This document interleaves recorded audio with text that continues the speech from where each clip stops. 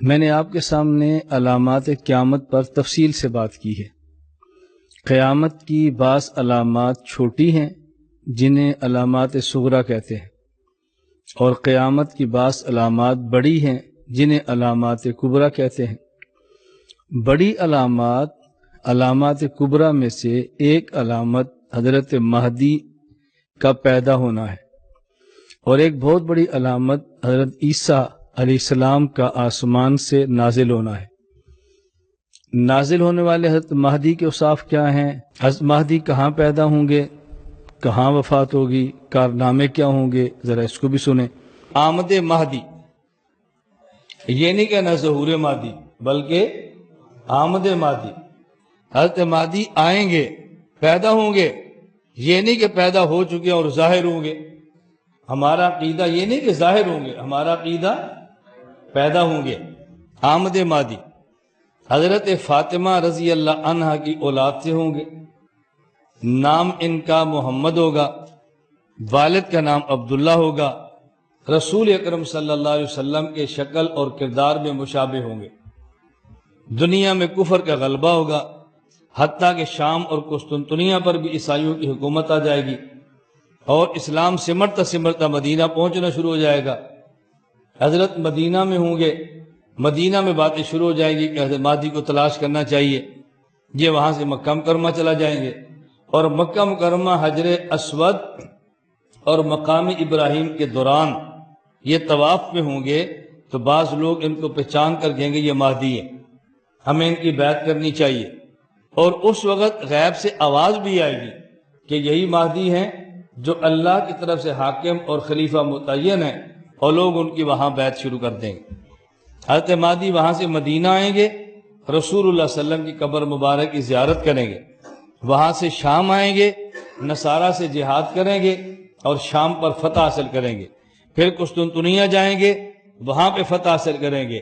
پھر واپس شام کے علاقے میں آئیں گے، عصر کی نماز کا وقت ہوگا کہ حضرت عیسیٰ علیہ السلام دو فرشتوں کے کندھوں پر ہاتھ رکھے ہوئے دمشق کی جامع مسجد پر مینار پر اتریں گے، اور وہاں سے سیڑھی کے ذریعے ان کو مسجد میں اتارا جائے گا۔ حضرت مہدی فرمائیں گے نماز آپ پڑھاؤ، عیسیٰ علیہ السلام فرمائیں گے میں نے تو دجال کو قتل کرنا ہے، میری وہ ذمہ داری ہے، مصلی آپ کا نماز آپ خود پڑھائیں۔ حضرت مہدی پڑھائیں گے تو حضرت مہدی 40 سال کی عمر میں خلیفہ بنیں گے، 7 سال تک خلافت کا نظام قائم کریں گے، اور 47 یا 48 عمر میں انتقال فرما کے دنیا سے رخصت ہو جائیں گے۔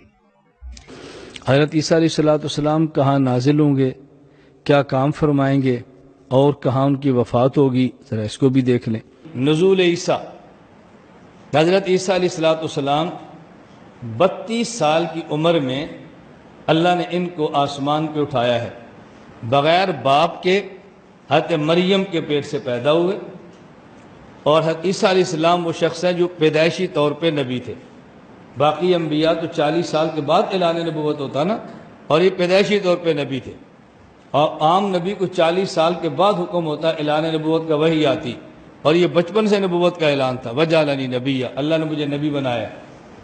32 سال کی عمر میں اللہ رب العزت نے ان کو زندہ آسمان پر اٹھا لیا ہے۔ قرآن کریم میں ہے اذ قال اللہ یا عیسیٰ انی متوفیک ورافعک الیہ، یہاں متوفی کا پہلے ذکر کیا اور رافع کا بعد ذکر کیا۔ اس سے جاوید احمد خامدی نے امت کو دھوکہ دیا کہ دیکھو عیسیٰ علیہ السلام پر وفات آئی ہے اور اللہ نے آسمان پہ اٹھا لیا ہے، اور عیسیٰ علیہ السلام پہ موت آنا یہ کوئی عیب تو نہیں ہے، اور انبیاء پر بھی موت آئی ہے، اللہ کے نبی پر موت آئی ہے، عیسیٰ علیہ السلام پر موت آ گئی تو یہ کون سا عیب ہے؟ اور قرآن کی ترتیب بتا رہی ہے کہ ہم آپ کو وفات دیں گے، آپ کو اٹھا لیں گے، اور مطہر اور یہودیوں کے ہاتھوں سے آپ کو مسلح ہونے سے بچا لیں گے۔ تو یہودی ان کی لاش کا مسلح نہیں بنا سکے، بلکہ زندہ آسمان پہ اٹھا لیا ہے۔ حضرت عیسیٰ علیہ السلام آسمان سے نازل ہوں گے، پھر حضرت عیسیٰ علیہ السلام نکاح فرمائیں گے، حضرت عیسیٰ علیہ السلام کی اولاد ہوگی، 40 سال تک خلافت کا نظام ہوگا، دجال کو مقام لد پہ قتل کریں گے، اور عیسیٰ علیہ السلام جہاں تک دیکھیں گے وہاں تک آپ کا سانس جائے گا۔ ناک سے بندہ سانس لیتا ہے نا، پھر باہر نکالتا ہے، جب سانس نکالیں گے تو جہاں تک نگاہ ہے وہاں تک جائیں گے۔ اور یہاں تک جتنے کافر ہوں گے جس جس کو سانس لگتا جائے گا وہ کافر اپنی موت مرتا جائے گا. چند دنوں کا معاملہ صفائی ہو جائے گی، پھر اس کرۂ ارض پہ کوئی کافر موجود نہیں ہوگا، سب ایمان والے موجود ہوں. بالآخر عیسیٰ علیہ السلام مدینہ منورہ جائیں، وہیں ان کا انتقال ہوگا، اور آج بھی چوتھی قبر کی جگہ خالی ہے، حضرت عیسیٰ بن مریم کو وہاں پہ دفن کر دیا جائے گا. یہ میں نے دو باتیں بطور خاص اس لیے کی ہیں کہ ابھی کچھ عرصہ قبل ملیشیا میں ایک آدمی نے مہدی ہونے کا دعویٰ کیا جس کا نام مصطفیٰ ہے. کچھ لوگوں نے پاکستان میں دعویٰ کیا، عدالتوں نے سزائیں دیں، وہ جیلوں میں گئے. ابھی ہندوستان میں ایک شخص نے دعویٰ کر دیا جس کا نام شکیل بن حنیف ہے. تو جس طرح کسی نہ کسی دور میں بعض لوگوں نے کسی کے کہنے پر یا خود لیڈر بننے کے شوق میں غلط اور جھوٹے دعوے کر کے خود جہنم لی ہے اور دوسرے لوگوں کو جہنم کا ایندھن بنایا ہے. اللہ ہم سب کی حفاظت فرمائے. اسی طرح آج کے دور میں بھی کچھ لوگ یہ کام کر رہے ہیں، جن میں اس وقت شکیل بن حنیف کے نام پر ہندوستان میں ایک شخص ہے کہ جس نے یہ دعویٰ کیا ہے.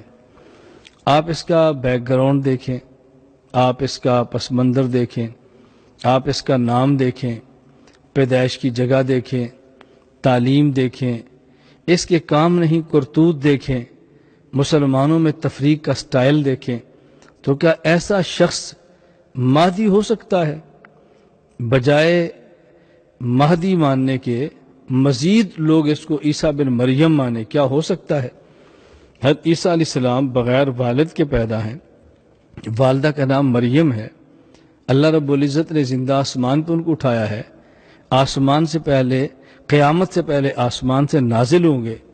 اب بتاؤ، اتنی واضح صفات ہونے کے باوجود پھر بھی اگر کوئی شخص حماقت اور پاگل پن کی بنیاد پر یہ دعویٰ کرے کہ میں عیسیٰ ہوں، وہ قادیان کا غلام محمد ہو یا وہ ہندوستان کا شکیل بن حنیف ہو، کیا اس کو مانا جا سکتا ہے؟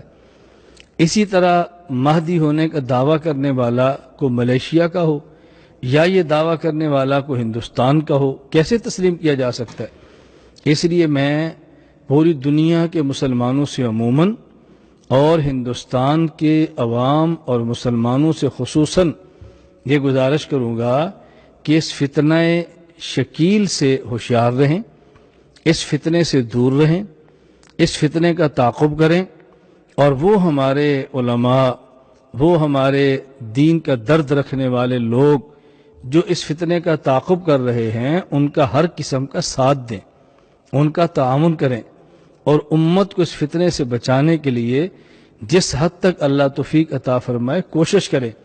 اس پر اپنا مال لگے، اس پر اپنا وقت لگے، اور اس پر اپنی جان لگے، جو خرچ کر سکتے ہیں کریں، اور فتنوں سے امت کی حفاظت کریں. جو شخص فتنوں سے امت کو بچاتا ہے اللہ رب العزت اس کو اتنا بڑا اجر عطا فرمائیں گے جس طرح صحابہ کرام رضی اللہ تعالیٰ عنہم کو اجر عطا فرماتے تھے. تو فتنوں کے خلاف کام کرنا یہ بہت بڑی عبادت ہے، بہت بڑا کام ہے، اور یہ کار نبوت کا حصہ ہے یہ کام کرنا. میں اس لیے ایک تو وہ تمام حضرات جو ہندوستان میں شکیل بن حنیف کے فتنے کے خلاف کام کرتے ہیں ان کی تائید بھی کرتا ہوں، ان کے لیے دعا بھی کرتا ہوں، اور جس حد تک ممکن ہو ہم تعاون بھی کریں گے انشاءاللہ العزیز. اللہ ان کی اس محنت کو قبول فرمائے، اللہ رب العزت اپنے شان شان اجر عطا فرمائے. اور باقی لوگوں سے ان سے تعاون کرنے کی درخواست کرتا ہوں، اور جہاں تک ہماری آواز پہنچتی ہو ان سے گزارش کروں گا اس فتنے سے خود کو محفوظ رکھیں، اپنے خاندان کو محفوظ رکھیں، محلے والوں کو محفوظ رکھیں، اپنے گاؤں اور شہر والوں کو بچائیں، اور اس فتنے سے جس حد تک بچ سکتے ہیں بچیں، اور اس فتنے کے خلاف کام کرنے والوں کا جس حد تک تعاون کر سکتے ہیں کریں. اللہ تعالی ہم سب کو اخلاص، دلائل، اعتدال اور اپنے اکابر کے ساتھ رہ کر دین کی خدمت کرنے کی توفیق عطا فرمائے.